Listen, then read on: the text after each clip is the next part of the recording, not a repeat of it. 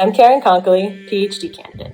My research at Northwestern University demonstrated for the first time that lucid dreamers and experimenters can communicate with one another in real time. Now that I'm nearly done my PhD, my next goal is to bring together a diverse group of dream researchers, dream workers, and expert lucid dreamers for a collaboratively held retreat here on the Big Island of Hawaii.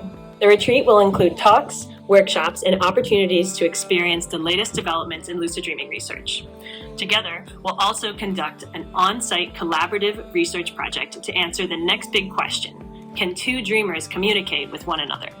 Using portable EEG lab equipment, we'll trigger lucid dreams like we do in the sleep lab. With so many lucid dreamers in one place, we could, for the first time, record multiple people simultaneously lucid dreaming and test whether it's possible for people in separate dreams to share experiences, culminating in a mini documentary and scientific publication.